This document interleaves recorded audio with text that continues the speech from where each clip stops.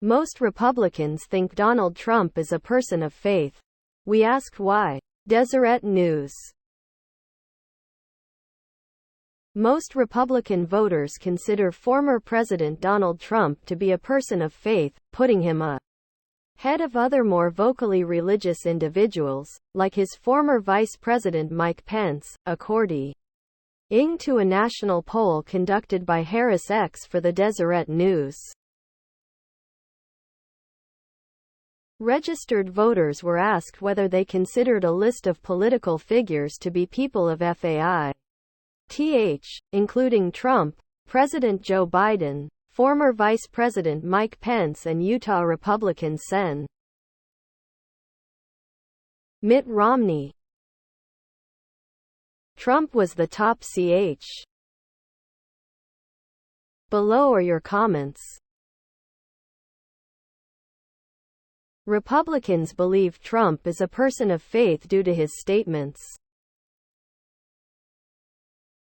His actions, such as attending church only 6 of the 204 Sundays when he was president, and only when there was a photographer there to create the illusion that he went to church, say the opposite.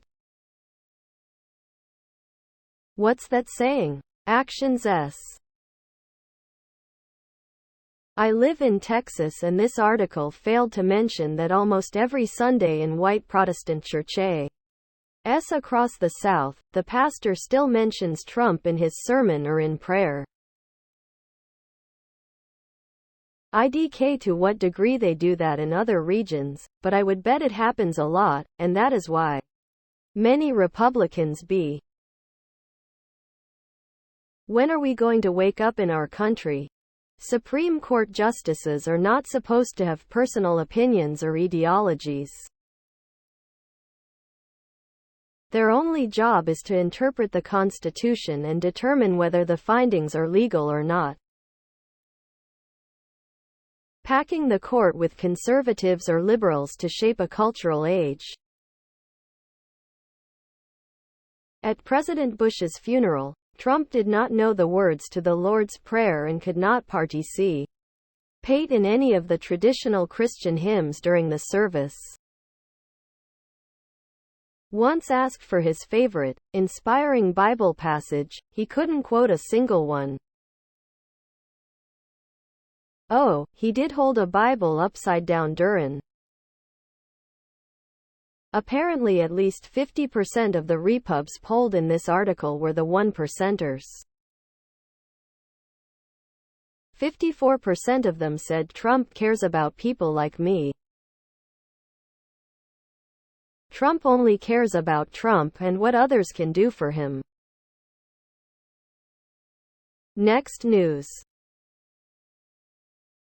The Supreme Court is expected to determine whether Trump can keep running for president. Here's why.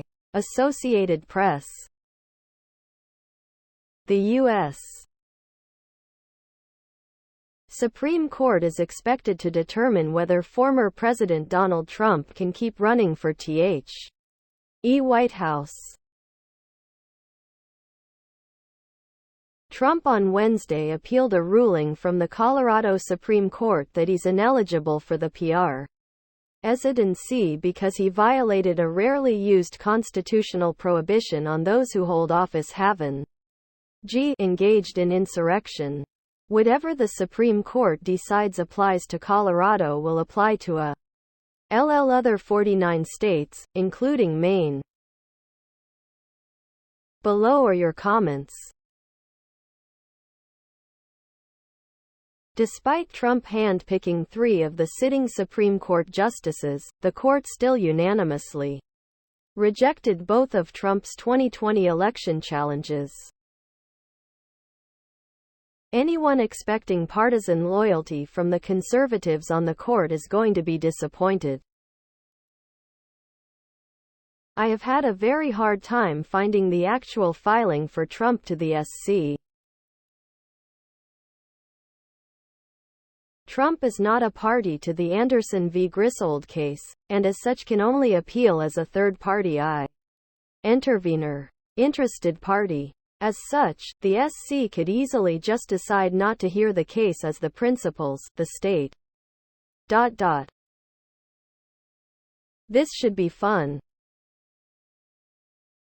The 6 extreme right judges are going to have to figure out how to ignore a very explicit and clear part of the Constitution defining who can hold office.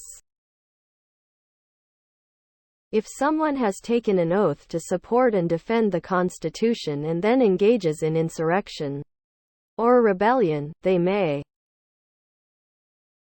It should be simple. If you had previously taken an oath to defend the Constitution, and then engaged in an insurrection against the United States, you can't be president. It's interesting that neither in Colorado nor Maine did Trump's lawyers argue that Trump did not engage in an insurrection.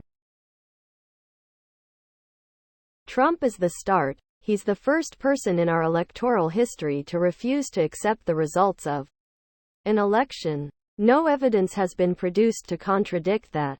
None, at least that has endured judicial scrutiny. Why? Next news. U.S. again renews protection for former Secretary of State Mike Pompeo and top aide over Iran threats. Associated Press. The Biden administration has once again renewed taxpayer-funded protection for former Secretary of State Mike Pompeo and one of his top aides, who have been the target of persistent threats from Iran. The State Department notified Congress late last month that the threats against Pompeo and Trump Admiral in Administration Iran envoy Brian Hook remain serious and credible, and continue to warrant government provided security details. Below are your comments. Let the Koch brothers pay for his protection. Their money got him elected to Congress, then their influence got him selected to run the CIA, and He kneeled before Trump for the Secretary of State position. Same man quoted as saying, "Putin is very shrewd, very capable, I have enormous respect for." U.S. again renews protection for former Secretary of State Mike Pompeo and top aide over Iran threats. If he was in prison where he belongs, he would have protection. Waste of taxpayers' money and bad precedent to set when it's been 3 years. We don't need to start paying for government workers after they leave office. Maybe there has been some in the past, I'm not sure. No, let him answer for his illegal activity while in office. Future officials will take note. Mike should take one for the team. Please subscribe to my channel. And if you like it, please thumbs up.